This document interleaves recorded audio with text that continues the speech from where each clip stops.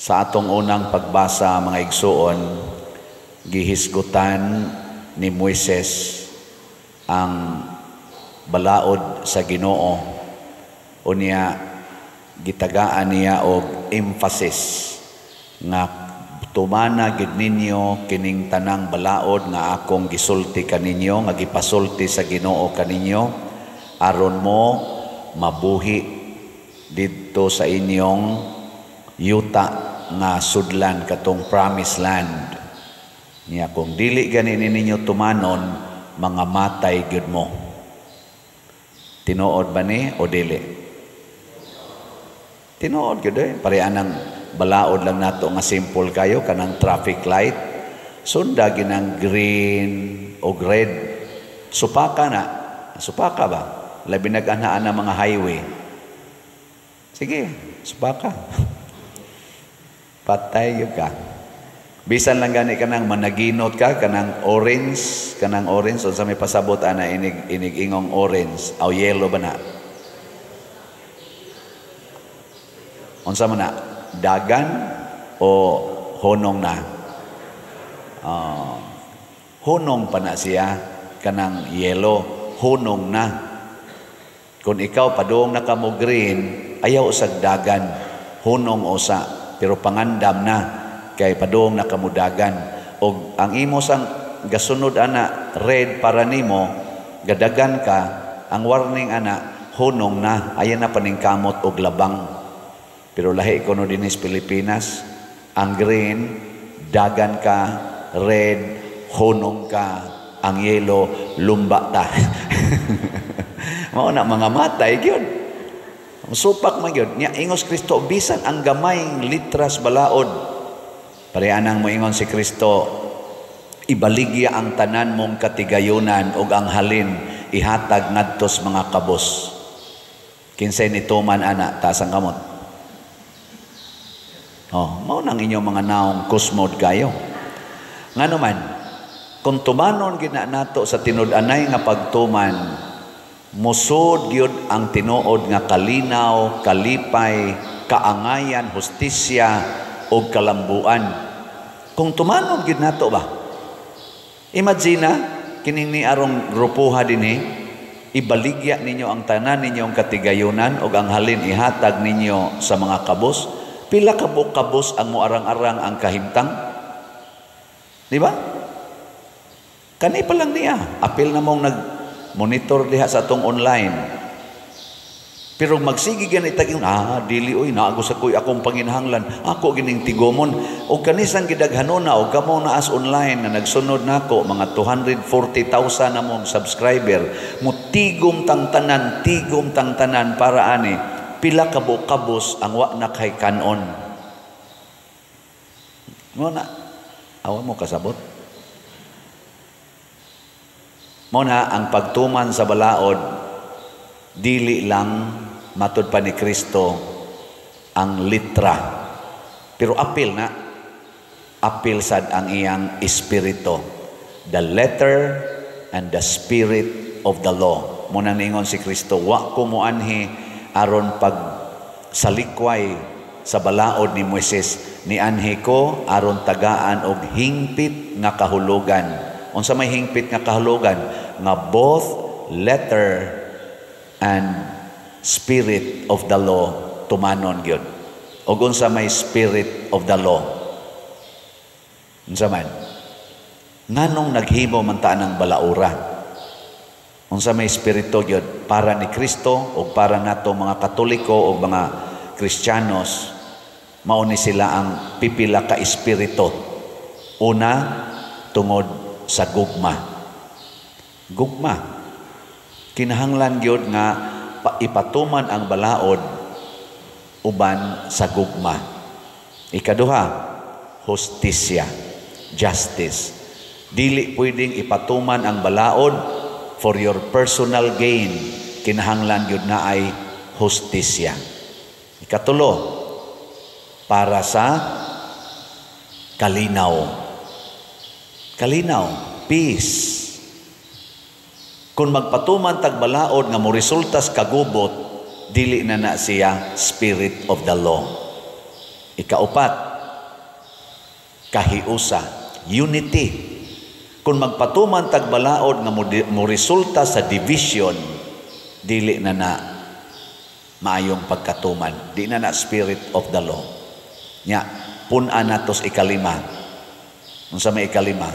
Salvation of souls, kaluwasan sa kalag.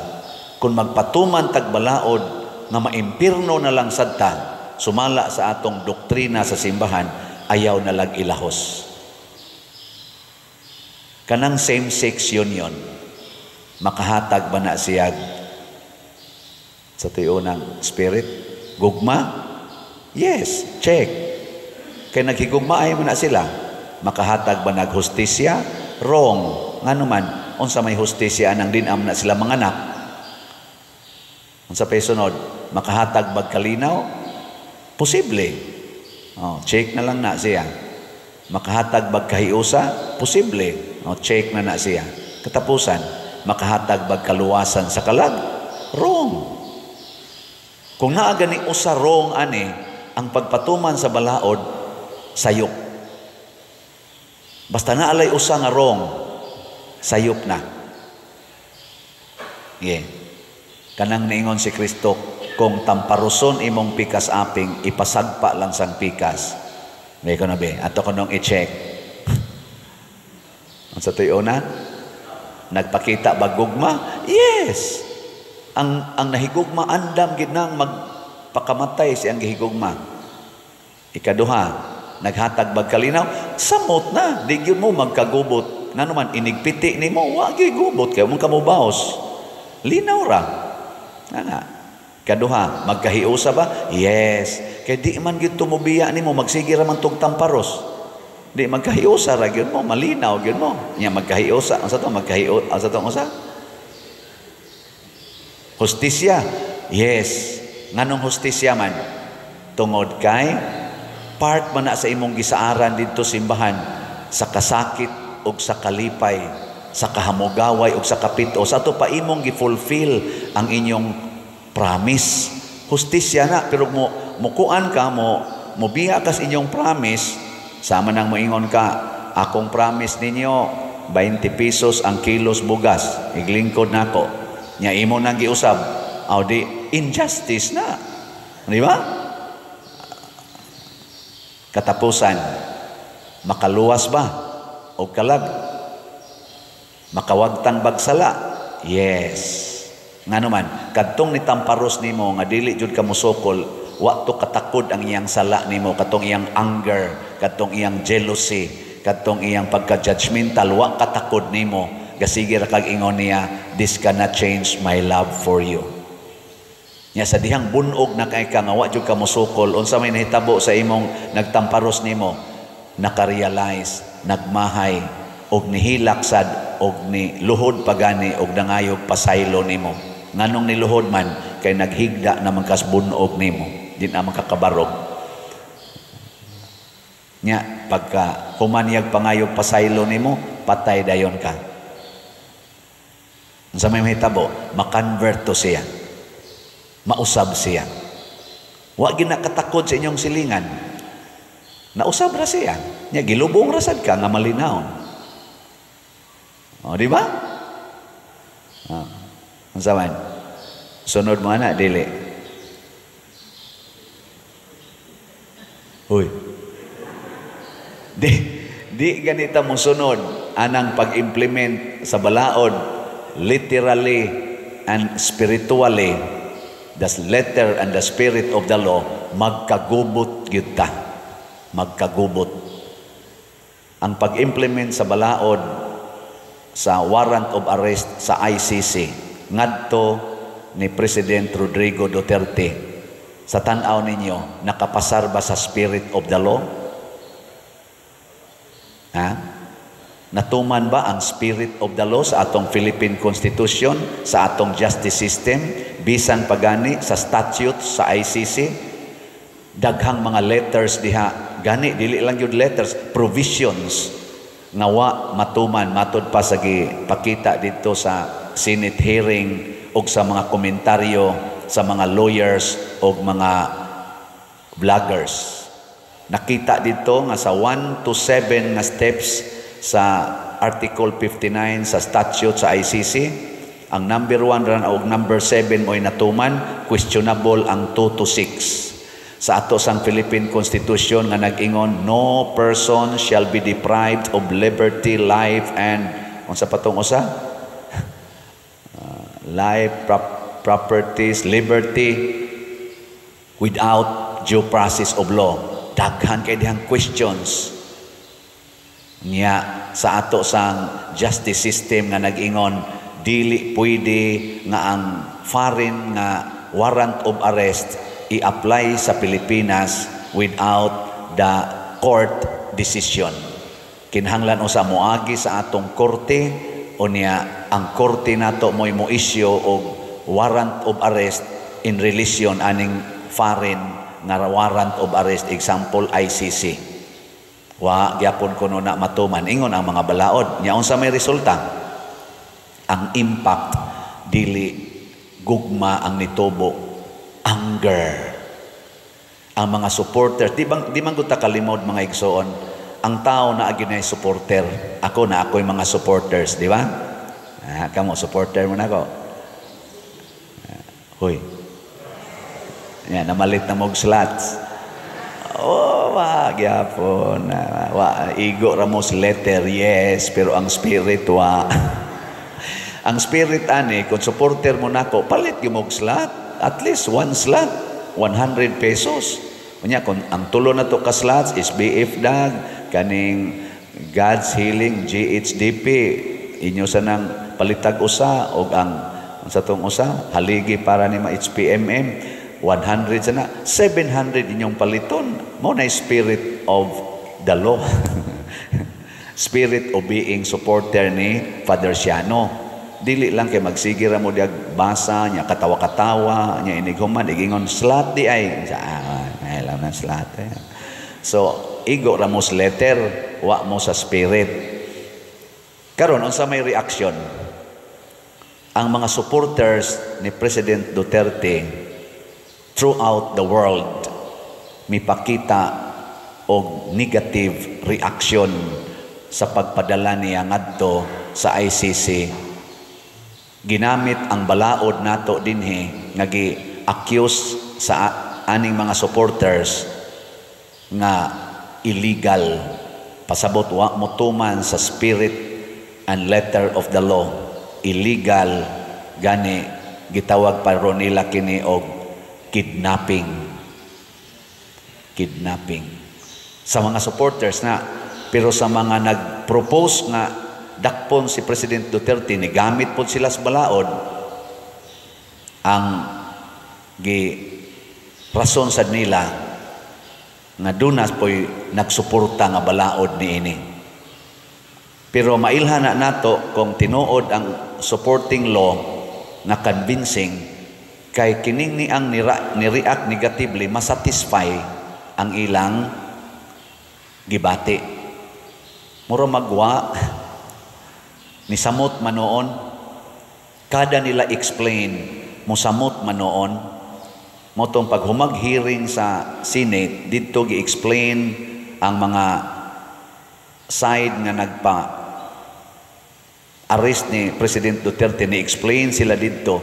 Nisamot man ang reaksyon sa mga tao kay tungod ani atong social media nga inigsulti nimo karon, ikaunya mabati na nas tibuok kalibutan, ni react na nagrally ang mga tao.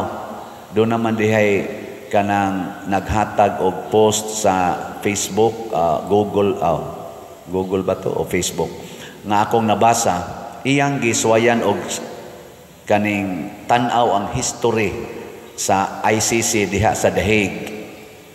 Doon ay iyang gimension nga mga 3 ba to o 4 ka mga head of states nga napasakaan sa dihag sumbong na crime against humanity. Mga 4 to kabuk iyang gimension, murag ika-5 karon si President Duterte. Ambot ba ko masayop ato. Kining 4, pulos gid ni sila, dunay mga supporters nga nipakita og negative reactions. Dunay pagpriso na dito na nagrally hundreds of people nagrally, naasay thousands of people nagrally. Ug tungod sa ilang pagrally, ang kanunay nilang gitawag o gisinggit, this is political harassment or politically motivated na pagpriso. O kining upat or tulo ba to ka mga head of states giabsuelto sa ICC. Pero kaniko nung panahon ni President Duterte karon, first time in the history of ICC nga dili hundreds, dili thousands ang nagrally. Nya katus ang kasagaran atong nagrally atong previous nga naabsuelto didto ras ilang nasod. Karon kang President Duterte ang rally, millions of people ang nagrally. Millions. Nya dili ra din his Pilipinas, many countries in the world, especially mga prime countries like Canada, Australia, America, Japan, Hong Kong, mga dagkong cities, UK o uban pa na nagrally. Thousands of people, labi na dito sa Dahig, dito sa una, Dahig, ang kato mga previous nga ilang gisgutan, thousand or hundreds of people magrally dito. Pero karon ang nagrally dito di atong 24 thousands from all over Europe. Nangadto sila. This is phenomenal. Ngano man, klaro kaayo nga dunay dakong question mark sa pagpatuman sa atong balaod, both spirit and letter of the law. O karong buntag na ako'y gitan-aw nga vlog, misulti ang mga OFW. O kini nakapa dako kay ni siyang kurat. Sugod ugma kay birthday man ni ugma ba? Friday 28 no? Birthday ni President Duterte karong 28. 1 week from March 28 to April 4, ang mga OFW nga nagsuporta ni President Duterte, mag-zero remittance sila nga his Pilipinas. Imagine na kana nga reaction. Nya gabaha na ron sa social media nga daghan ang moingon, mo appeal ko. Zero remittance sila for this period. In support, pagpakitag protesta ngadto sa nahitabo ni President Duterte. Dili na ni siya basta-basta naman ay uban moingon, kanang inyong rally binayaran man na, hinakot man na. Pero mag-zero remittance ka, di na basta-basta, appeal ng ilang pamilya ang nag-suffer.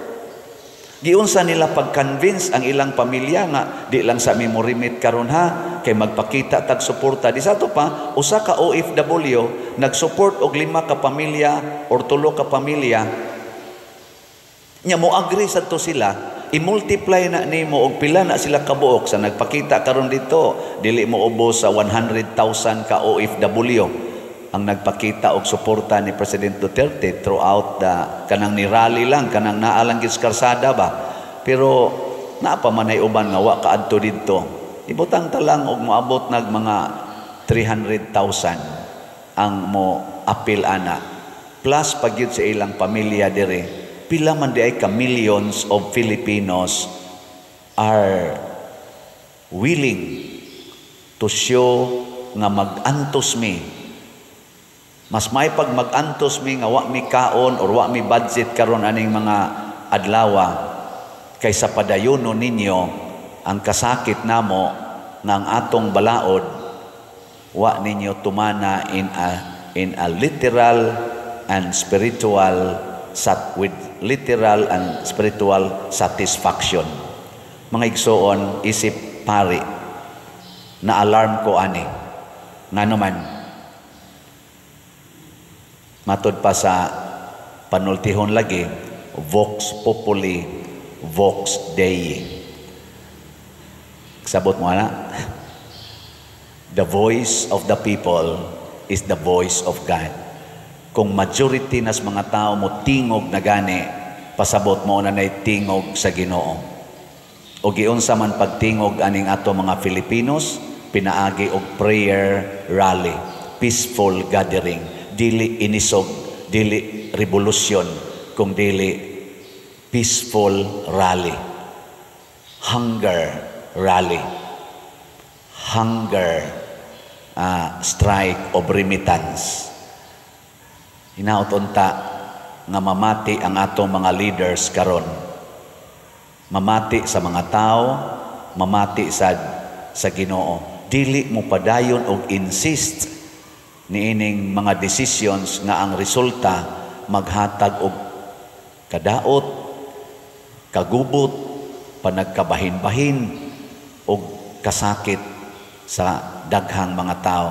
Yes, sad-an gitingali si President Duterte, pero unsa may gipangayo niining mga supporters, pabalika lang din his Pilipinas, dinhi siya ikiha, dinhi siya kasuhi, og makonbikto, dinhi siya prisuha, hangtod mamatay. Kana ra gyud gipangayo. Wa mo ingon ni mga supporters nga way sa si President Duterte niining iyang EJK, crime against humanity. Pero pwede ba anhi lang dinhi prisuhon, anhi lang dinhi kasuhan, anhi sa dinhi huwaton og kanus a mamatay diha so sa prisuhan kun mao man gid nay iyang sala. Nganong ibutang man gyud didto? Og ang lain sang wish ni President Duterte, sige hanyag balik-balik, bisag katong hapit na siya dada, sige hanyag balik-balik, ingon siya, gusto ko nga ang mo hearing sa akong kaso Filipino court. Gusto ko nga ang mohukom nako Filipino judge. Di ko gustong hukman anang foreigners, kay wa ko maghago para sa foreigners, naghago ko para sa nasod. Muna ang akong isig ka Filipino mo'y muhukom nako aron mapamatud-an nga ako di ay nakasaha ko sa akong isig ka Filipino. Nganong ang lain mang tao, lain mang nasod ang muhukom, lain mang lahi nga wa man siya gibuhat dito, wa man siya foreigner nga gipatay, wa sad siya nasod nga iyang gipakialaman. Dinhiraman gid siya sa Pilipinas. Wa man say drug war kuno against wa man say war against drugs dito sa Amerika, dito sa UK, dito sa Germany, ni araman siya sa Pilipinas. Kung sayop mang iyang gibuhat, gusto niya ang Filipino judge, ang Filipino court maoy mohukom niya, mo papriso niya, and he is willing to rot inside the jail. Kanindot ana, spirit of the law gina and letter of the law. Nganong ihikaw pamanggid na? Mo na reaction karon ni ining mga Filipinos nga supporter ni President Duterte. Tinuod nag-enjoy sad ang mga anti-Duterte. O kinsa may atong angay paminawon ani, mamalandong lang ta. Nindog na ta.